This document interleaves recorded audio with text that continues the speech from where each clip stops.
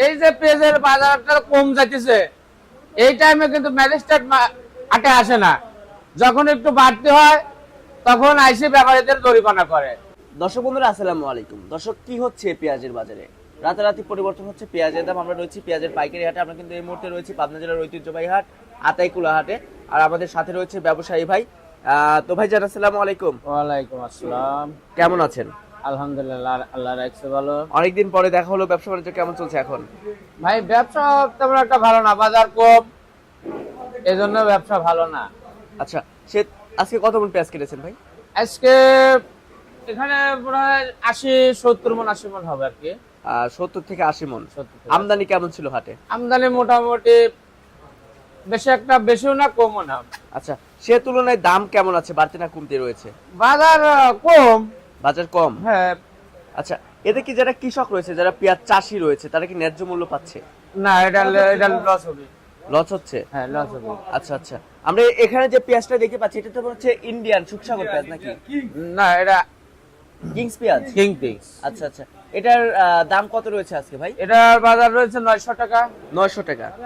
আচ্ছা, তো ভাই জান, এই যে পানির দামে যে পেঁয়াজ বিক্রি হচ্ছে, হ্যাঁ। যারা কৃষক রয়েছে তারা কেমন বাজার হলে আসলে তারা ন্যায্য মূল্য পাবে? এটা আপাতত সিজন অনুযায়ী 1500 টাকা বাজার হলে কৃষকের খরচটা উঠবে আর কি। আচ্ছা, আমরা আরো হাট ঘুরে দেখতে পেলাম আপনারা যারা ব্যবসায়ী রয়েছেন তারাও নাকি লসের সম্মুখীন হচ্ছেন।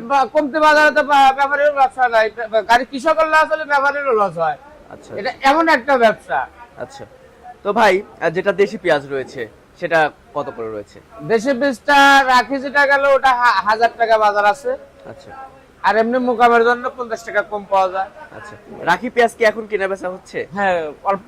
আর 5টা দিন গেলে পরে রাখি অ্যাভেলেবল পাওয়া যাবে। 5 দিন? হ্যাঁ। আচ্ছা আচ্ছা, তো আরেকটা বিষয় জানতে চাচ্ছি, আমাদের বাংলাদেশে যে পরিমাণে পেঁয়াজ রয়েছে, এখন কি আসলে এলসি পেঁয়াজ কি দরকার আছে? না, কোনো দরকার নাই। সরকার যদি ইচ্ছা করে বাইরে রপ্তানি করতে পারবে। এবার যে পেঁয়াজের ফলনটা হয়েছে আল্লাহ দিলে। আচ্ছা, এবার তো অনেক ফলন হয়েছে। হ্যাঁ, ফলনটা প্রতি বিঘাতে না হলেও দেশি পেঁয়াজ 80 থেকে 90 মন, এবং যেটা কিংস পেঁয়াজ রয়েছে সেটা 100, 120 মন, 30 মন করে হতো। কারো কারো হয়েছে এরকম। আচ্ছা আচ্ছা আচ্ছা, তো ভাই তো আজকে যে পেঁয়াজটা কিনেছেন এটা কোথায় যাবে? এটা ঢাকা নারায়ণগঞ্জ। ঢাকা নারায়ণগঞ্জ। এর সাথে আবার খরচও তো রয়েছে। অবশ্যই কেজি প্রতি 5 টাকা খরচ হয়। প্রতি কেজিতে 5 টাকা, প্রতি মনে 200। প্রতি মনে 200। আচ্ছা, তো এটার পড়তা পড়বে কত দাদা ভাই? এটা পড়তা পড়ছে 920 টাকা কম মনে হয়। 920 টাকা কম? হ্যাঁ, খাতা আছে। আচ্ছা আচ্ছা আচ্ছা আচ্ছা, জি বলেন। এই যে পেঁয়াজের বাজারটা কম যাচ্ছে, এই টাইমে কিন্তু ম্যাজিস্ট্রেট হাটে আসে না। যখন একটু বাড়তি হয় তখন আইসি ব্যাপারীদের জরিমানা করে। এটা তো ঠিক না।